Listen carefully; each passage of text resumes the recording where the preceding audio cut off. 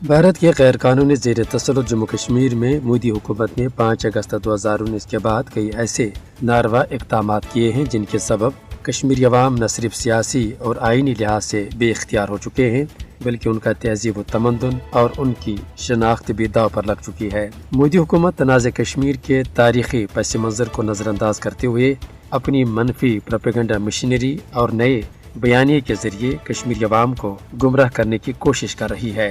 मकबूजा जम्मू कश्मीर में तरक्की और खुशहाली की आड़ में भारतीय हुकूमत की तरफ से जो भी इकदाम किए जाते हैं उनका फ़ायदा सिर्फ और सिर्फ गैर कश्मीरियों को पहुंचाने की कोशिश की जा रही है, जबकि मकामी आबादी को तरक्की के समरात से दानिस्ता तौर पर महरूम रखा जा रहा है। दरअसल मोदी हुकूमत कश्मीरियों की तहजीब व सकाफत और उनकी अलग पहचान और यहाँ मुस्लिम अक्सरियती किरदार को ख़त्म करने के साथ साथ उन्हें इक़्तिसादी तौर पर भी बदहाल बनाने की तगोदो कर रही है। इस अमर में कोई दो राय नहीं है कि आज इस मुतनाज़ खित्ते में हर तबका, फ़िरके या नस्ल से ताल्लुक़ रखने वाले मुसलमान मोदी की हिंदुत्व पॉलिसी का निशाना बन रहे हैं। भारतीय हुक्मरान अक़वामी मुत्तहिदा के करारदादों और बैनुल-अक़वामी क़वानीन की मुसलसल खिलाफ वर्जी करते हुए मकबूजा इलाके की डेमोग्राफी बदलने की कोशिशों में मसरूफ़ दिखाई देते हैं। यह अमर अब शक व शुबे से बालातर है कि मोदी हुकूमत मुसलमानों की अक्सरियत वाले इस खित्ते में हिंदू तहजीब का दोबारा अहिया चाहती है